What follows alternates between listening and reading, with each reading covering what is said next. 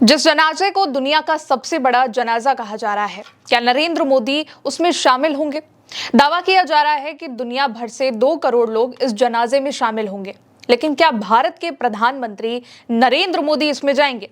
आज इस पर बात करेंगे दोस्तों। मैं बात कर रही हूं अयातुल्ला अली खामनेई के जनाजे की।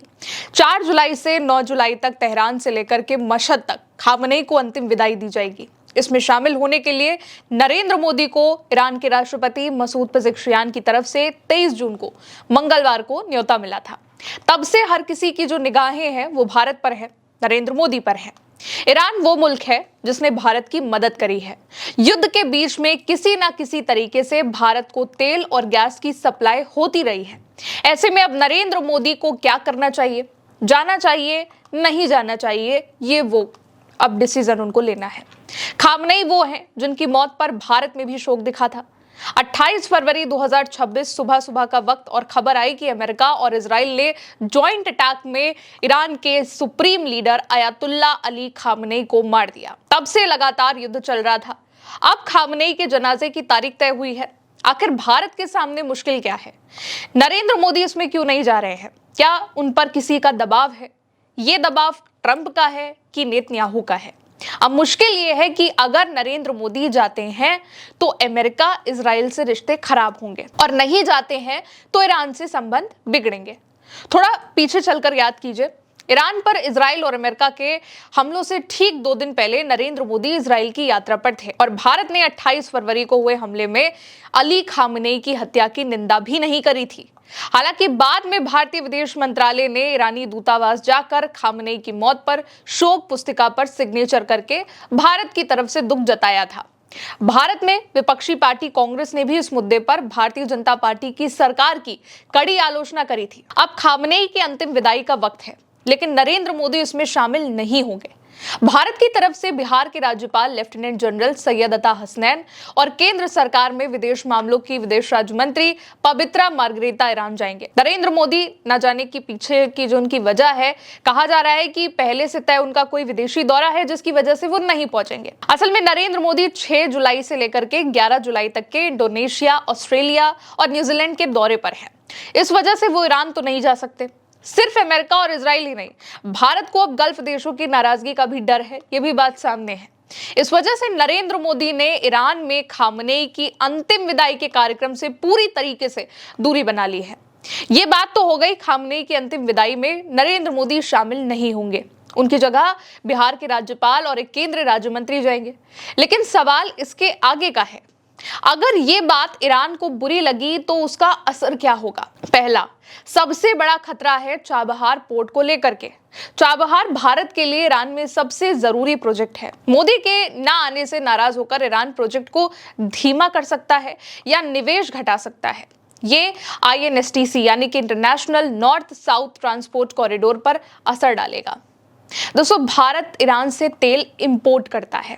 ईरान अपनी नाराजगी में सप्लाई घटा सकता है या फिर ज्यादा शर्तें लगा सकता है और इसका सीधा असर भारत पर होगा। इस नाराजगी में ईरान पाकिस्तान या चाइना के करीब आ सकता है, जो भारत के लिए सीमा सुरक्षा और आतंकवाद के लिहाज से भी नुकसान करने वाला होगा।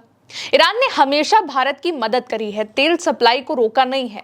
पोखरण सेकेंड 1998 के बाद जब भारत पर अंतर्राष्ट्रीय सैंक्शन लगे, प्रतिबंध लगे, तब ईरान ने तेल सप्लाई जारी रखी। US सैंक्शंस के बावजूद 2010 के दशक में रुपया भुगतान व्यवस्था से भारत को विदेशी मुद्रा बचाने में मदद करी। NAM यानी कि नॉन एलिग्नाइंड मूवमेंट समिट में ईरान ने भारत की मदद करी। 1970 के दशक में कुद्रेमुख आयरन और प्रोजेक्ट में ईरान ने आर्थिक मदद करी।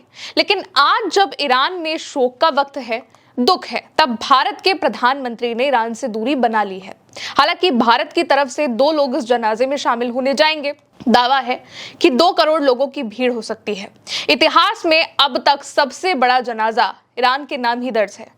ईरानियन रेवोल्यूशन के संस्थापक और ईरान के सुप्रीम लीडर रहे अयातुल्ला रुहुल्लाह खोमैनी के जनाजे में करीब 1 करोड़ लोग शामिल हुए थे। अब अयातुल्ला अली खामनेई के जनाजे में 2 करोड़ लोगों के शामिल होने का दावा है। अंतिम संस्कार की जो प्रक्रिया है वो गुस्ल से शुरू होगी। ये मरने वाले की धार्मिक शुद्धि से जुड़ी रस्म मानी जाती है। शिया इस्लामी परंपरा के मुताबिक शरीर को 3 तरह से धोया जाएगा। पहली बार कमल या फिर बेर के पत्ते को पानी में मिलाकर धोया जाएगा, फिर कपूर मिले पानी से और आखिर में साफ पानी से धोया जाता है। शरीर को सादे सफेद सूती कपड़े में, जिसको कफन कहते हैं, उसमें लपेटा जाता है। शिया परंपरा के मुताबिक कफन के कपड़े में 3 अलग अलग टुकड़े होते हैं। इनमें एक लुत्का शामिल है, ये शरीर के निचले हिस्से को ढकता है। इसके बाद कमीज और इजार का इस्तेमाल होता है। ये सिर से पैर तक शरीर को ढकने वाली एक बड़ी चादर होती है। इस दौरान जिस्म के 7 हिस्सों पर कपूर लगाया जाता है। कफन पहनाने का रस्म के बाद शरीर को सार्वजनिक तौर पर जनाजे के साथ ले जाया जाता है, लोगों को आखिरी दर्शन दिखाने के लिए। इसके बाद अंतिम संस्कार की एक दुआ पढ़ी जाती है, जिसको नमाजे जनाजा कहा जाता है। कब्र को इस तरीके से तैयार किया जाता है कि मरने वाले का चेहरा मक्का की दिशा की तरफ हो। शव को अंदर रखने के बाद कफन की गांठ खोली जाती है। चेहरे को जमीन की तरफ मक्का की दिशा में रख दिया जाता है। फिर कब्र को पूरी तरीके से बंद करने से पहले एक शिया धर्मगुरु तलकीन करते हैं।